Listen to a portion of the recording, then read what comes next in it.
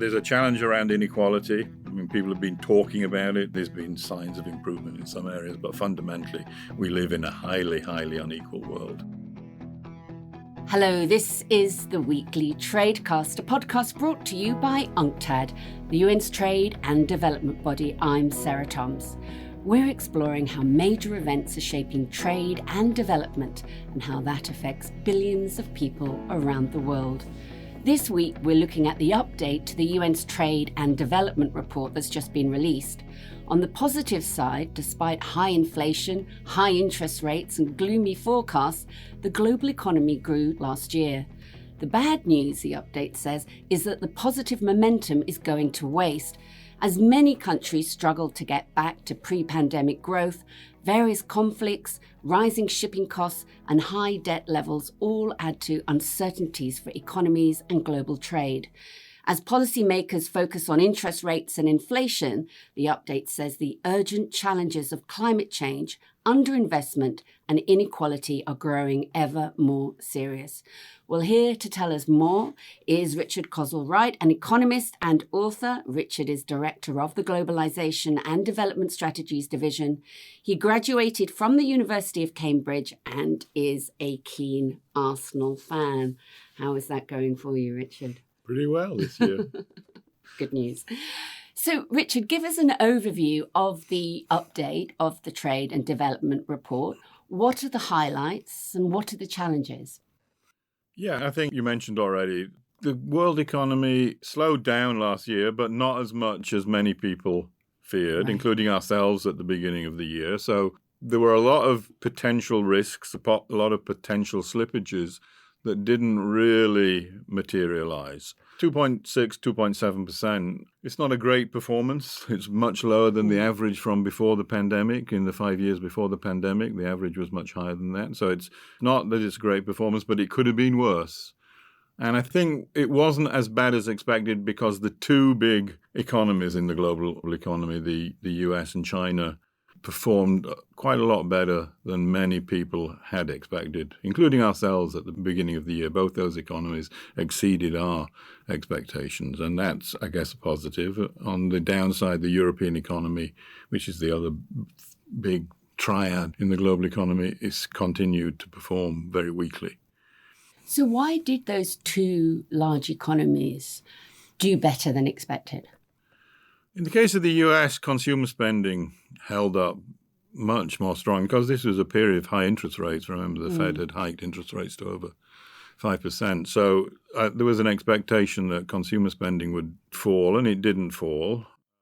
Biden's own policies, his Inflation Reduction Act and some of the other ones, have had a positive impact on some elements in manufacturing. So investment in some sectors of the economy held up better than expected. So there were elements there that I think people didn't anticipate at the beginning of the year. In the case of China, people underestimate the Chinese economy, I think, in general. I mean, investment has remained very strong. They have problems. They have a problem in their housing market in particular, and I think people were looking at that and worrying that that could have deeper ramifications for the Chinese economy in terms of strong headwinds, and they haven't materialized. And China has a lot of policy space. It has a lot of fiscal room. It has a lot of monetary policy room. It reduced interest rates as other people were raising interest rates. And I think that's a combination that took it over. They had targeted 5% at the start of the year. We were not convinced they would hit it, but in the end, they were above 5%. So it did well as an economy. Now, you mentioned COVID and the global economy bounced back, I think, from the pandemic quite strongly. So did it surprise you that growth was weaker last year and this year? Why is it still such an uneven recovery and taking so long? The supply side shocks have lasted longer than I think many people expected. I think, at least from our point of view, there was an optimism that the pandemic forced a lot of out-of-the-box thinking, which we thought would persist. And in some respects, I think policymakers have reverted back to a much more cautionary position. And we saw that obviously with the hike in interest rates. by the leading central banks. And there's a real concern now that fiscal contraction is on the cards. So the government policy is kind of fallen back into what we've been criticizing since the global financial crisis, which is a combination of macroeconomic policies and trade policies that are not necessarily conducive to a robust and strong global economy. Beyond what's happening now, the report warns of serious longer-term challenges for the global economy. Tell us more about what they are and what impact you expect them to have. This is what makes it worse. They're not kind of separate challenges. They're all closely interconnected challenges. So you have obviously the climate challenge, which is a massive investment challenge, right? I mean, the only way we can address the problems of mitigation and adaptation is through big investment push, both public and private. So that's a big challenge. We know that. There's a challenge around inequality. I mean, people have been talking about it for at least since the global financial crisis as being a persistent, not only an economic challenge, but a social and political challenge too.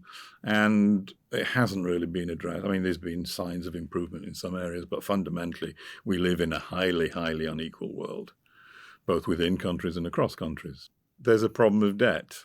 Part of the reason countries did better last year than we expected because consumers borrowed. At some point, there's a breaking point, or potentially a breaking point, and particularly in developing countries, because they have to borrow in foreign currencies. But it's not only developing countries that are concerned about the high levels of government and household and corporate debt. And then underinvestment. I mean, we've been warning since the global financial crisis that levels of investment have not recovered and returned to what we would want to see given the multiple challenges that we face. And that partly, I think, reflects asymmetries and imbalances in all economies that have to do with inequality. There's a set of interactive challenges that we need to tackle together, and we're not really doing a very good job. If you take the climate crisis, for example, the kind of investment that is being made in energy transition, in transport transition, it's just not on the scale that we need. And developing countries are not being given the support that they need in particular, because not only do they face an energy transition, but they are already being hit by climate shocks, and they need to build up their resilience to be able to meet those shocks, because they have a negative impact on the economy too.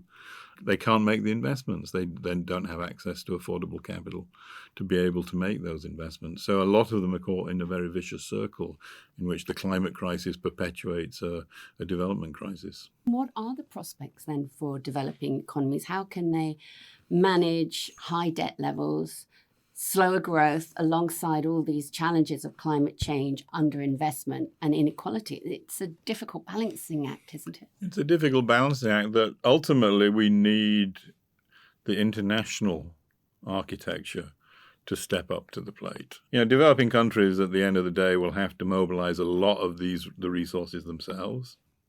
But, you know, the international community has to step up. I mean, UNCTAD has long argued that when it comes to the debt question, we've been delivering too little support too late for 40 years.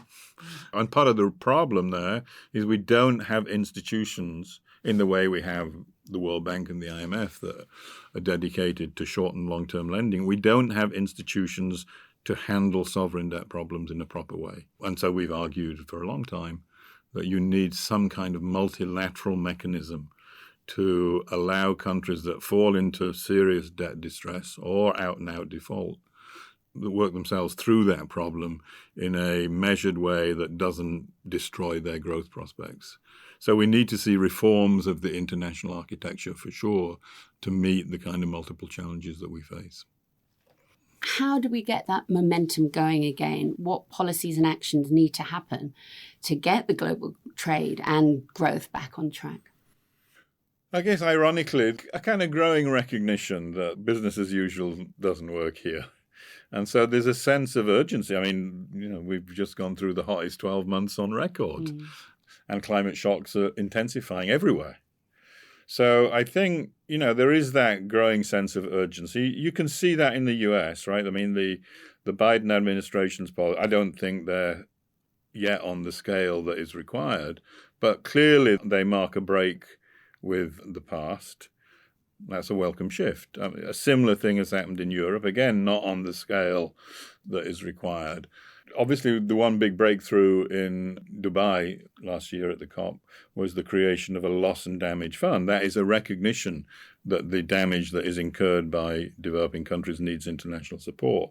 But again, they were committed 750 million when analysis tells you the damage is in the tens of billions, if not the hundreds of billions of dollars. So we've seen these kind of steps forward. They're not strides yet, and we need strides, not steps. We have to hope the COP this year, for example, is a financing COP. I mean, all the focuses are going to be on these questions of how we mobilize resources. It's easy to be pessimistic, but I think that there are good signs there. And I think the other good sign is that developing countries are beginning to create their own institutions to help in break through financing constraints. So, things like the New Development Bank, which is expanding, the Asia Infrastructure Investment Bank, there are various other mechanisms that they're beginning to try and build up, which is a positive step forward. Well, let's end on a positive note there, Richard. So thank you to UNCTAD's Richard Kozul-Wright for being this week's guest. Tune in to the weekly Tradecast this week and every week for more insights on the most pressing issues around the world of trade and development. There's even more on our website, unctad.org. I'm Sarah Toms in Geneva. Goodbye for now.